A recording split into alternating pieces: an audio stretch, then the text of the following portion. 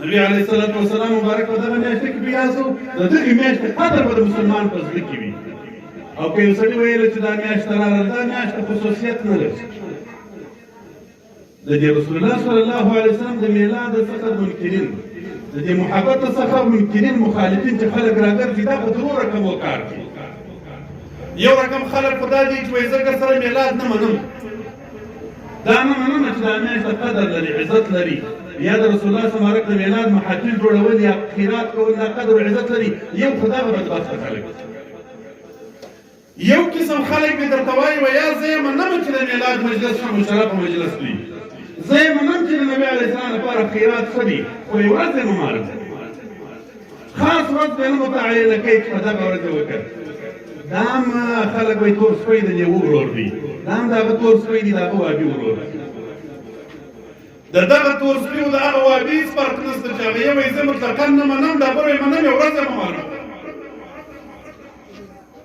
دا بل که درته وایي منم یم ورځ یم پروا نه کړي خو لازم به یې نه ګورې چې خامخا به یې کوم دغه معبود دواړو ته یې څه ډوډونه ولکي شوروي د لزوم په معنا یې سر نه خلاصېږي چې لازم څه شي یو لوی ملا دی اوس بیا هم نه اخلم زموږ ته سپکشن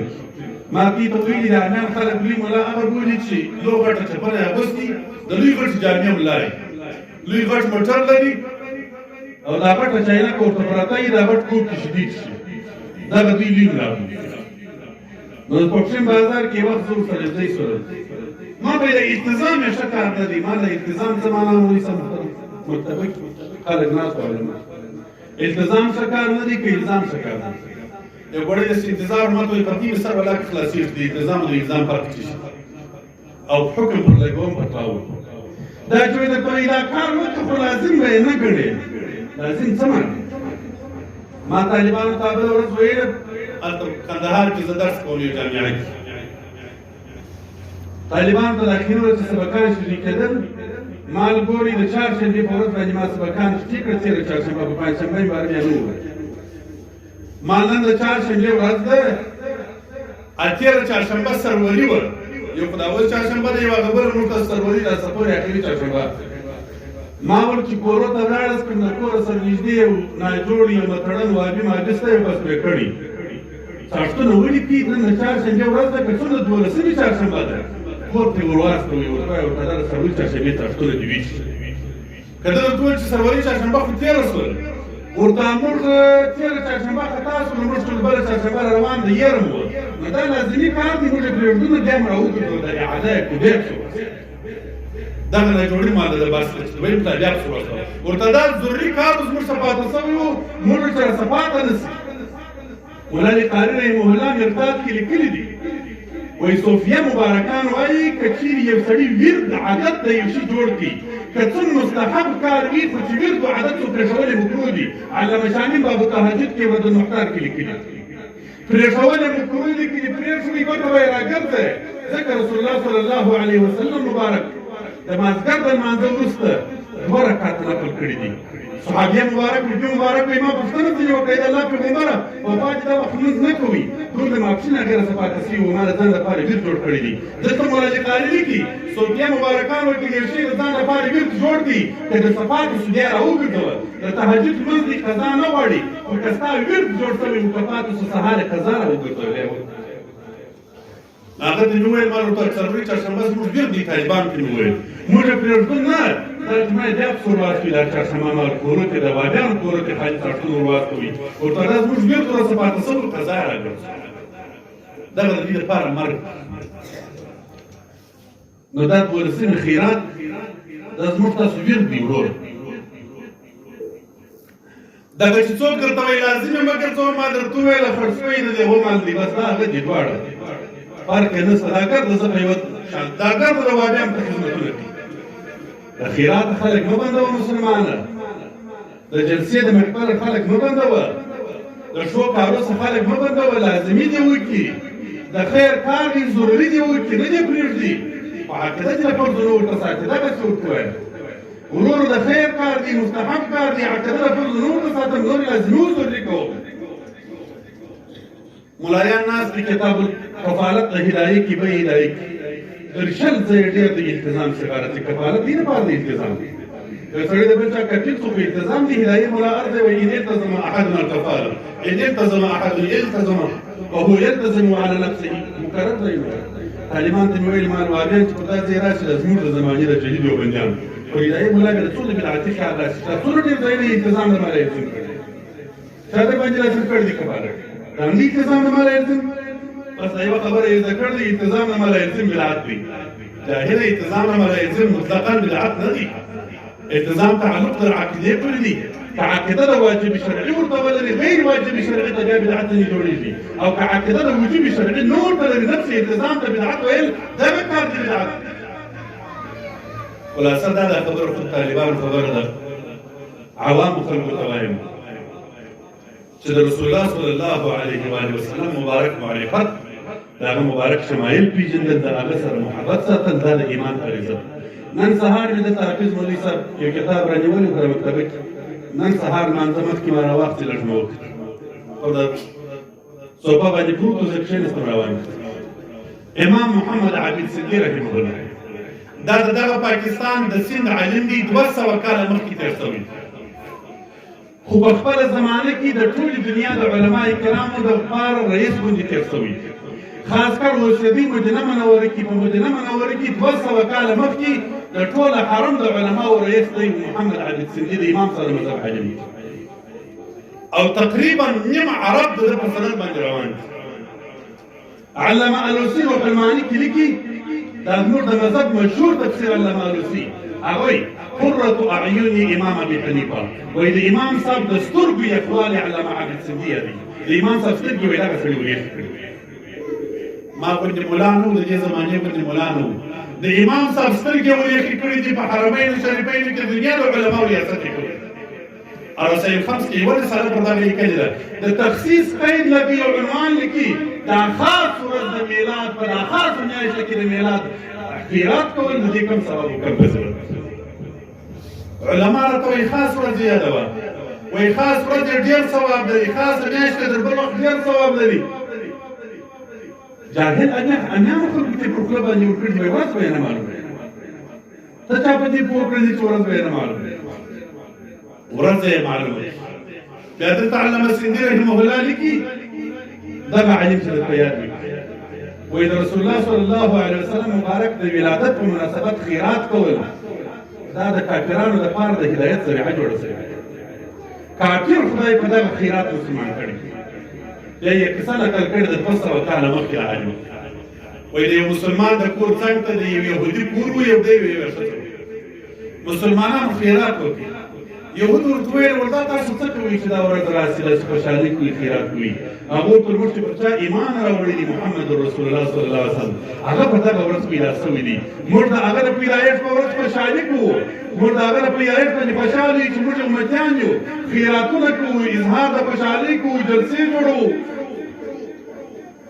وایي هغه یهودي و هغه ښځې په دا کې خبرې سره وکړلې ښځې د یهودي سره پوښتنه وکړه یهودي وایي دغه مسلمانان وایي زموږ پیغمبر په دا ورځ پیدا شوي دي د شپې دا ښځې هم خوب ویني دا سړی هم دواړه په یوه شپه باندې خوب ویني یو رقم محمد رسول الله صلی الله علیه وسلم مبارک خوب ویني اجمل الناس په دنیا کې د ده ښایسته انسان نه یو مبارک منوره چهره د محمد عربي صلی الله علیه وسلم په خوب ولیدل دغه زنانه خوب بیانوي در مخه زنانې بیان کړي هغه وایي زه چې ورنږدې شولم ما ورته ته د اسلام پیغمبر یې ورته تر اوسه د مسلمانانو پیغمبر یم وایي ما ورته یا محمد ورته لبیک لبیک معنا خدمت ته کولی وایي ما ورته ورته وویل زه خو مسلمان نه یم ته څنګه ما ته لبیک وایې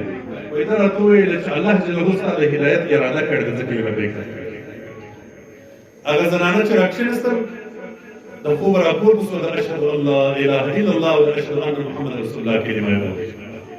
وایي چې راووتل هغه سړی چې وکتل سړی سره دورې دورې زغلي وایي څه کوې سړی وایي چې څه مال مې دي نن ټوله خیراتومه په خوب کې محمد مصطفی صلی الله علیه وسلم ویلي دي ما ته یې لبیک وویل هغه هم کلمه د اشهد ان لا اله الا الله و اشهد ان محمد رسول الله علامه سندي وایي د دغه میلاد په خاطر باندې کافر اسلام ته راغلي د دغه محفلو په خاطر راغلي خو بدبخته مسلمانان شته چې په دغه میلادو په محفلو په خاطر باندې بې ځانونه کافران شي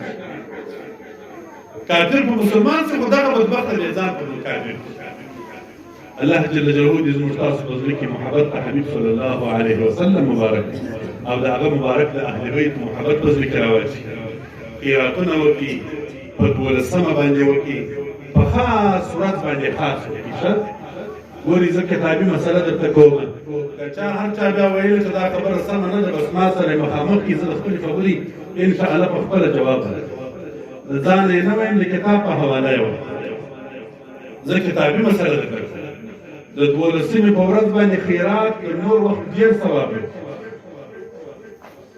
په دغه میاشته کې خیرات تر نورو میاشتو ډېر ثواب لري. په دا 12مې په ورځ باندې خاص بیا د نورو ورځو فضیلت او ثواب ډېر لري. فضیلت او ثواب په مابین کې فرق د عموم خصوص نه، خو دلته مولانا قاري مرتاد کې وایي چې په دغه ځای کې چې د ایامو فضیلت کې ثواب ورته لازم دی په عبادت. نو ځکه د فضیلت سره ثواب یې ذکر کېږي، علماو ته خبره. نور په دې خاص ورځ کې ثواب ډېر لري. اوس چې نن سبا د بې مذهبه خلک منکرین دي، نو ګورې یاد ولرئ نن بیا چې د خلکو د دې خاطر چې خلک د دې ښکاره مشروع روا کارو ته ناروا وایي، بیا در هغه پخوا در هغو وختو چې خلکو ناروا نه وو در هغه هم ډېر ثواب لري. د علامه شامل رحمه الله د رد المختار په مقدمه کې کتاب طهارت کې دا مسله ذکر کړي. کله چې یو ګمراه فرقه د مباحو څخه منکر شول، د هغه فضیلت او ثواب پیدا کړي. نو خیراتونه وکړي. د 12مې خاص ورځ د جمعې ورځ ده، روانه د جمعې مبارکه ورځ ده، هم جمعه ده، د 12مې خاص ورځ ده. په هغه ورځ خیرات وکړي، خو دا خیرات په پټه مه کوئ، په ښکاره یې وکړي. او که مو د کوره سره پنجپره یې وابۍ سته، غاړې سپېږي په آخرت باندې. زه اوس دا درته وایم، زه هم غاړې در بندوم، که به د هغه کره 3-4 واره نه ورسوم. بل چا که وخوړه که نه وخوړه، ده کره 3-4 وارې واستوه. شربتان جلا ور واستوه، الواوې جلا ور واستوه، خیراتونه جلا ور واستوه. په دغه ورځ باندې درودونه جلا ووایه. په مسجد کې ولاړ شه، په زور غږ وکړه سهار د لمانځه وروسته ورته نن د مبارکې ورځ د 12مې ورځ ده، په هغې چې مسلمان خیرات وکړي. که چا نه کوي هغې د مسلمانۍ ځان ایستي، هغه د کار دی، ورته مسلمان به یې چې دا ورځ خیرات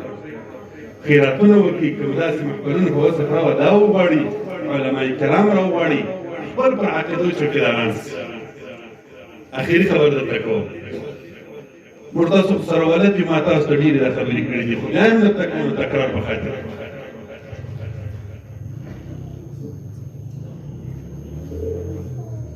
دا علما کرام ناست دي، که څوم قسمونه اخیستل خو سم کار هم نه وي، خو د دې دپاره ستاسو تایید دپاره په مسجد کې ولاړ یو، دا مبارکه ورځ ده. زما خو دې د الله تعالی د علاقې په ذات قسم په دغه کلمه باندې چې موږ تاسو یې وایو، ما ته د دې څخه آفاته بله د حق لار رامعلومه ده چې زه دې ور واستوم چې دغه لار د حق ده، په دغه روان د کتاب د نګاه، د شریعت د نګاه، چې دا کومه زموږ د پخواني اسلافو لار وه، دغه حق لار، دغه چې موږ تاسو په مخه اخیسته دغه حق لار.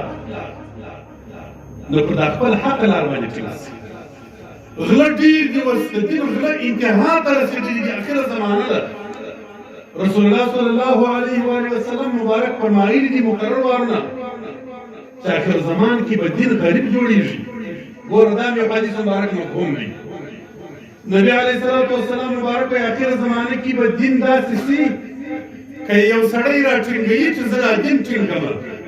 د شلو مصیبتو سره به مخامخ کېږي لکه اور چې د پلاس کې راغلی. او که وایي چې پرېږدم یې